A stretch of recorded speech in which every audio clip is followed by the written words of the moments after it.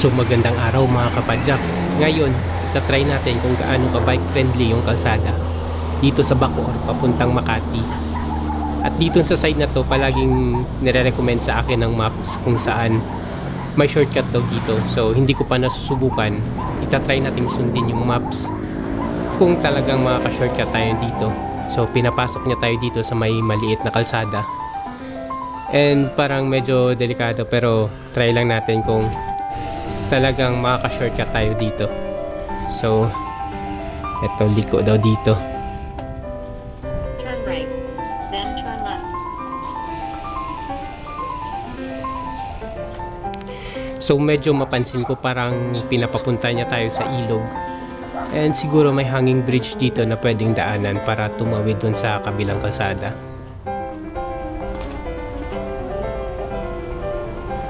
Keep left, then keep right.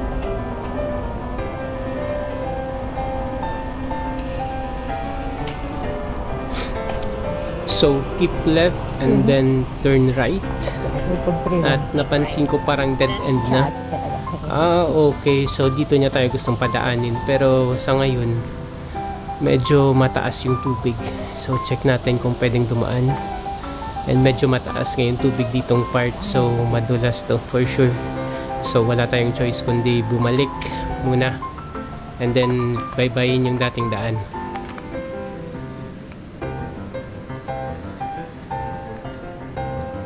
So time check guys, around 6:20. Medyo okay pa naman, tumaaga pa konti. At may oras pa naman tayo para maiwasan natin yung matinding traffic sa may daanan mamaya.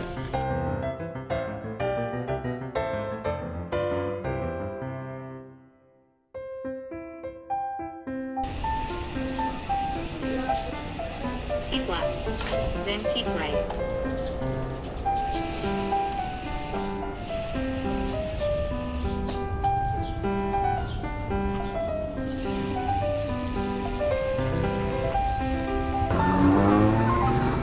Turn right, then So dito na ulit tayo guys sa may main road. And babaybayin natin to hanggang maabot natin yung Nomo Road na kung saan kakaliwa tayo mamaya.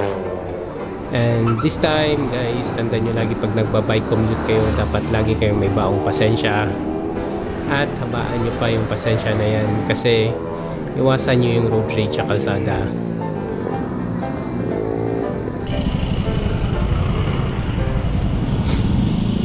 At pagdating pala sa bike commuting guys, pag ganitong mga may crossing kayong madaanan, lagi kayong mag-sign language para maintindihan kayo ng mga sasakyan sa paligid. At the same time ng co-bikers nyo rin. At kung may mga lubak-lubak sa kalsada, try nyo rin itulog para ma-warn sila sa likod at hindi na sila ma-disgrasya.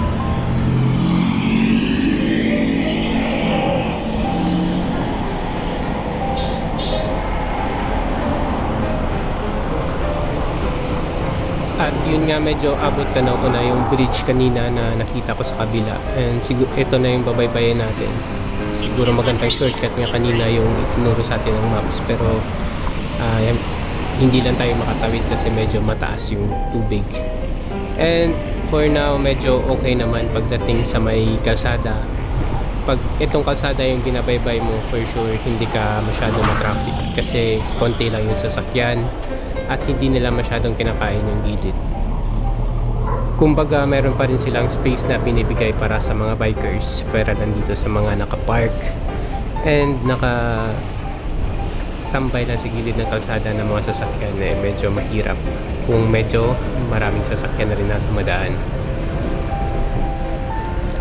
At kung mapansin nyo rin, wala masyadong bike lane dito na nakatatak. Parang Solidarity Road yata ito sa loob ng subdivision. And parang sa loob yata ito ng subdivision. Hindi ko lang kabisado kung anong klaseng subdivision, pero maski pa paano okay na rin at nakakadaan tayo.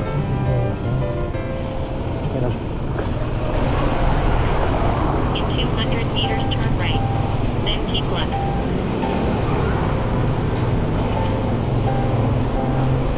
At sa mga kapwa siklista nga pala natin dyan na nagbabike from home papunta sa trabaho, lagi nating huwag kalimutan na magsuot ng helmet, especially pag binabaybay natin itong kalsada, kasi hindi natin alam yung panahon or yung paminsan-minsan yung disgrasya, hindi natin alam kung kailan darating. So mas better may helmet tayo, and then face mask kung kaya nyo mag face mask, kasi itong binubuga ng mga sasakyan is talaga namang medyo masama to sa kalusugan natin. So mas better meron tayong face mask.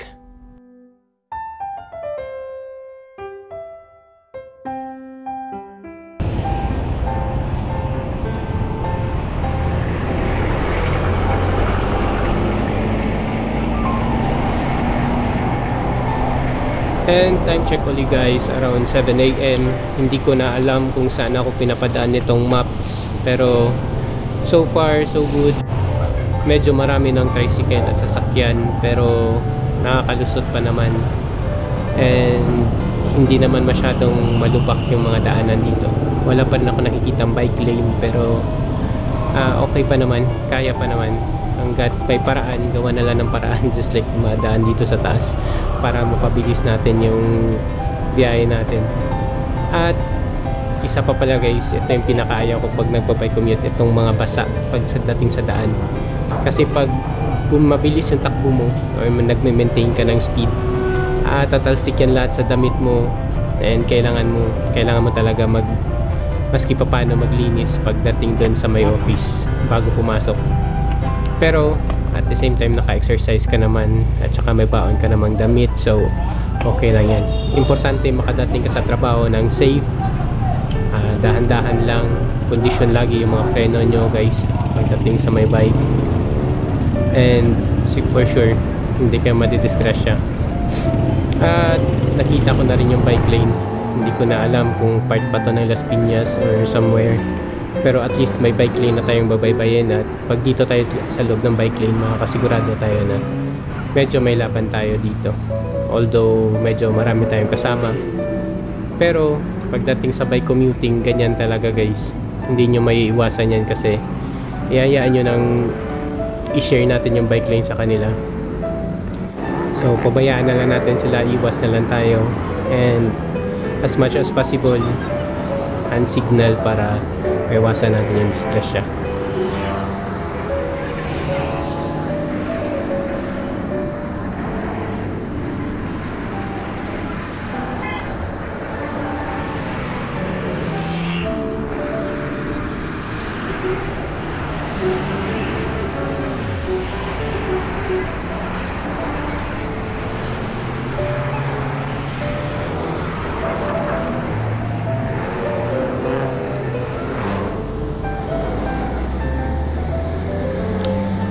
At ito, hindi talaga to nawawala every time magbabike ako. Kahit nasa bike lane ka, yung mga van or kotse, bigla na lang yan susulpot sa harap ninyo, and then hihinto. Pag mga ganyan, iwasan nyo na lang, huwag nyo na i-control. And importante, hindi niya lang kayo nasagi or wala nangyari sa inyo, kasi minsan naghahabol rin yan sila ng mga pasahero, or gusto nila mag-drop ng pasahero. Syempre morning time, rush hour, medyo naghahabonan yan sila na makarami ng kita, kaya ganyan talaga yan guys. Iwas na lang tayo, walang disgrasya.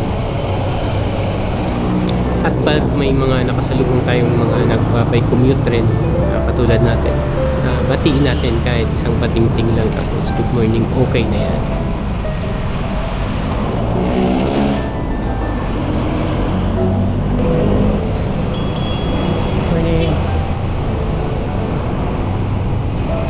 Pagdating sa kalsada, lagi nating tandaan, dapat isipin natin lagi hindi tayo nakikipagkarera dito sa mga ibang nagbabike, sa ibang sasakyan, lalo na sa sasakyan, kasi alam naman natin na hindi tayo mananalo dyan. Kaya dapat safe speed na lang tayo. Tandaan lagi kung saan mas safe, doon tayo. Huwag yung palaging prone sa disgrasya para makarating tayo ng safe sa trabaho natin, at the same time makakauwi rin tayo ng safe sa pamilya natin.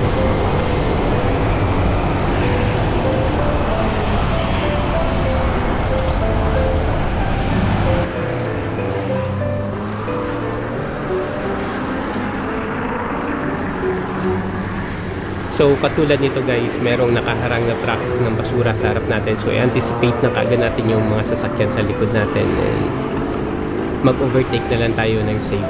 Medyo delikado pero kailangan nating mag-take ng risk. At least safe na malagpasan yung mga nakaharang sa bike lane. Pero as far as makikita ko dito, wala masyadong nakaharang sa bike lane. Kahit sasakyan, dire-diretso lang. Maliban lang sa mga ibang bus at jeep na kumukuha ng pasahero.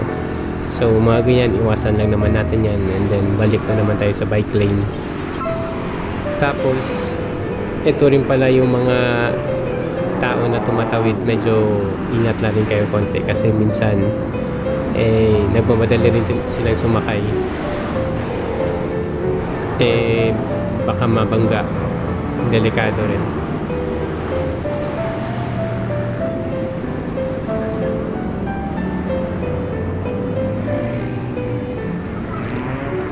So napansin ko lang, meron silang pinag-uusapan sa social media ngayon kung ano ba talaga yung pinaka the best gamitin pagdating dito sa Pilipinas kung sa kalsada lang. Gravel bike, road bike, or MTB. Para lang sa akin kung magbabike commute ka, pwede kang gumamit ng mountain bike. At least yun, yung shock mo sa harap is may panlaban ka dito pagdating sa mga rough road o mga lubak-lubak ng kalsada natin. At the same time, kung gusto mo ng more speed na medyo magaan, pwede ka namang mag-gravel bike. Gravel bike, medyo fit talaga dito pagdating sa kalsada natin. Or what I mean is gravel bike na flat bars para mas mabilis ka makamaneuver pagdating sa paglusot dito sa mga tricycle or jeep. So gravel bike sa tingin ko is more advisable pag medyo malayo yung bike na lalakbayin mo mula sa bahay niyo papuntang opisina.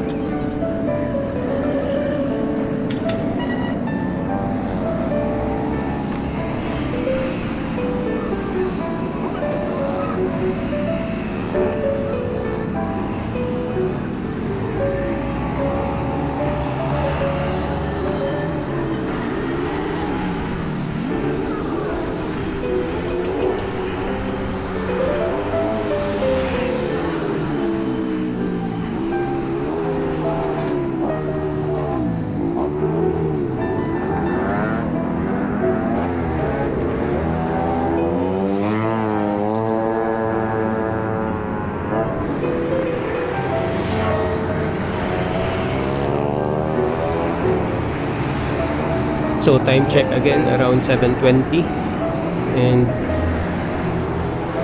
at the same time hindi ko alam kung saan na ako pero sobrang ganda yung bike lane dito guys. Hindi ko kung saan man to i-comment ko sa baba, pero ang ganda kasi malilim, may kahoy, tapos ang linis, wala masyadong sasakyan,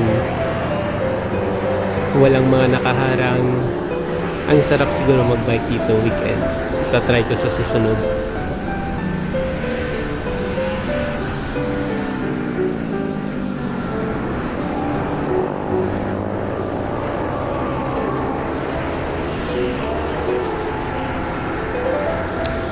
Pag ganito lang yung bike lane guys, no, yung walang nakaharang and then dire-diretso lang, ang sarap siguro mag-bike hanggang sa opisina. Kahit umaga, hapon pa, hindi ka magsasawa kasi alam mong safe na safe yung daanan mo pag ganito lang lagi.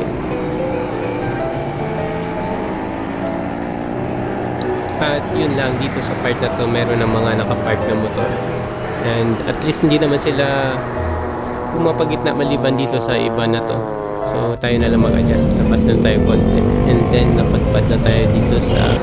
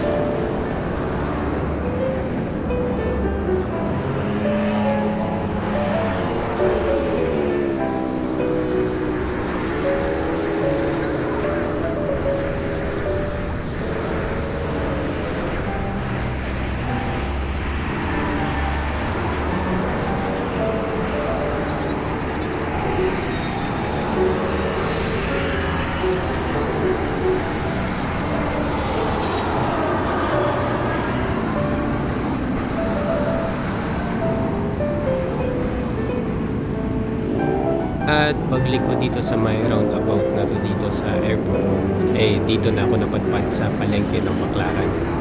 And dito na rin ako na traffic ng sobra. So sa tingin ko hindi maganda dumaan dito pa. Nagko-commute ka na, nagbabike ka papunta sa office kasi madidelete ka dito sobra. Pero wala akong choice kasi wala akong alam na daanan. So binaybay ko pa rin itong matraffic na lugar na ito at sumingit ako hanggat kaya akong sumingit para medyo mapabilis naman yung biyahe ko at makarating ako sa office ng maaga.